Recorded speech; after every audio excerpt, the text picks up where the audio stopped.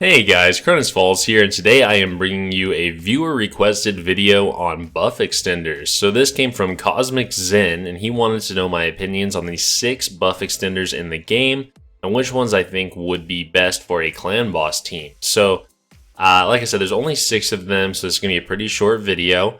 But let's go ahead and start it off with the only rare on the list, which is Valerie in the Banner Lords. So Valerie on her A2 here increases the duration of all buffs on all allies by 1 turn, which is good. Also decreases the duration of all debuffs on all allies by 1 turn. Places a 25% increased attack buff on all allies for 2 turns. So this books down to a 3-turn cooldown, which is pretty good. That means she can consistently do it on a proper rotation in a counterattack team, which is pretty nice. Her A1 here doesn't do anything special, and her A3 places a shield buff on all allies for 2 turns. The value of the shield depends on this champion's level, which is interesting. Heals each ally according to the number of buffs they are currently under. So if you have a really buff heavy team, she could actually be pretty good.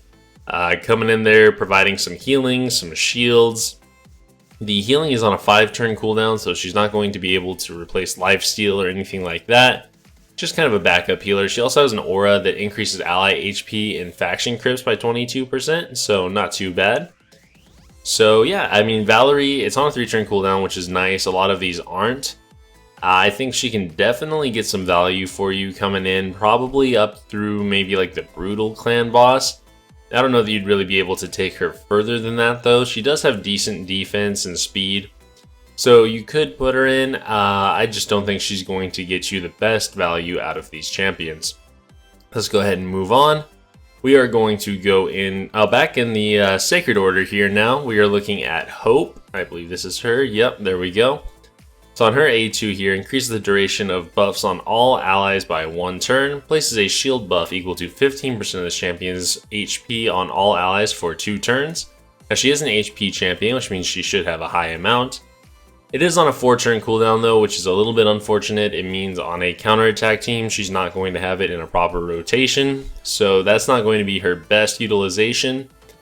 On her A1, attacks 1 enemy, has a 15% chance of placing a block buffs debuff for 2 turns. Again, not great for the clan boss. Block buffs isn't the worst thing if you're on a affinity clan boss, because he does put up that increased attack, but still not really necessary.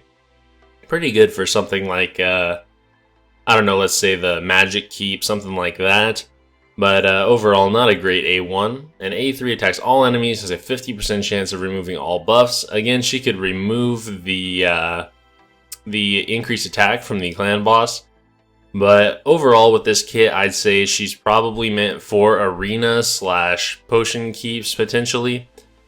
She's not bad, and being able to remove all buffs, although it is only a 75% chance when booked with a 5-turn cooldown, it's still a very good ability, very strong in arena. And her aura here increases ally HP and faction crypts by 31%, so just a little bit better version of Valerie's basically. So yeah, that's Hope. I don't think she'll be coming into any clan boss teams anytime soon, but she does have a decent kit that can help you out, especially if you're early game. Next, let's go into the Skinwalkers, and we are going to look at Flesh Terror. So Flesh Terror here on his A2, heals all allies by 30% of their max HP, increases the duration of all ally buffs by 1 turn. So again, on a 4-turn cooldown. It isn't perfect for a counterattack team, but one of my clanmates actually does run him on a counterattack team. It's kind of interesting though, his setup, he's running speed and counterattack. He's got Apothecary and Valkyrie, so I don't know. I don't think he's the best for clan boss, but apparently you can get some value out of him. On his A1, attacks 1 enemy, has a 40% chance of transferring 1 random debuff from this champion to the target. Again, not very helpful for clan boss. I guess if you got that poison on you, he could switch it over, but that's about it. On the A3, attacks all enemies, decreases the duration of all enemy buffs by 1 turn, increases the duration of all enemy debuffs by 1 turn. So this could be decent. He's also a debuff extender, which is very nice. So that's mainly why my clanmate is using him, for the debuff extension, not so much the buff extension. But given that he does both on a 4-turn cooldown, he does get some decent value for clan boss.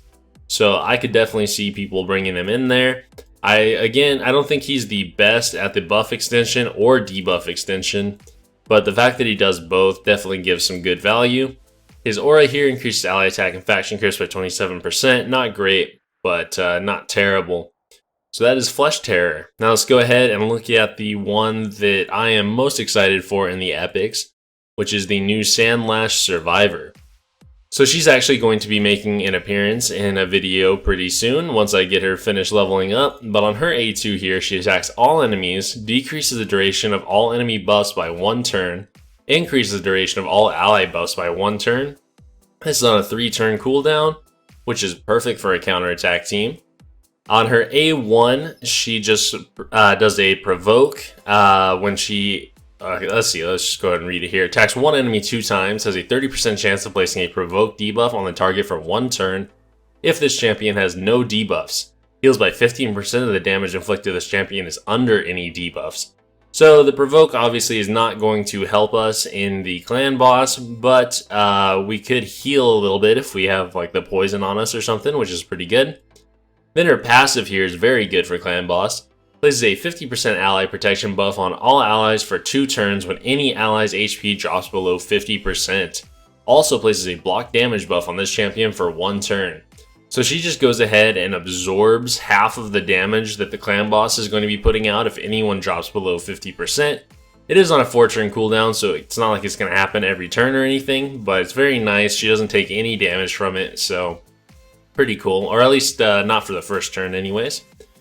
And then she does provide an ally defense in all battles by 25% aura, which is absolutely amazing. So she's definitely a clan boss champion, probably one of the better ones to put on your team as far as buff extenders go. And like I said, she will be featuring in one of my teams pretty soon, so keep an eye out for that. Now we're going to go ahead and move on to legendaries, and these are both very good ones. We are going to start in the Dark Elves with Lanicus the Chosen. So Lanicus, very good for speed teams in the clan boss. On our A1, attacks 1 enemy, places a 15% continuous heal buff on this champion for 1 turn if the attack is critical. Not the craziest thing in the world, but not bad. But the A2 is what she's really known for. Teams up with 3 random allies to attack a single enemy. The allies joining the attack will use their default skills, fills the turn meters of all allies by 30%, increases the duration of all ally buffs by 1 turn. This is an amazing ability for a speed team. It is on a 4-turn cooldown when booked, so as long as you're going fast, you can get it on a proper rotation, and you're just coming in. It's kind of like having a counterattack, not quite as strong, but if you have a ton of speed and this, you can definitely outperform a counterattack team. So that, just the attack itself is very strong, but the fact that it also increases the duration of ally buffs by 1 turn, she is just an absolutely amazing clan boss champion. Then on her A3 here, places a 30% increased crit rate buff and a 50% increased attack buff on all allies for 2 turns, has a 50% chance when booked of granting an extra turn. This is on a 4-turn cooldown. It's not the greatest thing in the world. I probably wouldn't use it so much for clan boss, although the crit rate could be nice. So I guess if you're just trying to pump out as much damage as possible, you would use this. You do get a 50% chance for an extra turn, so it's not the worst thing in the world.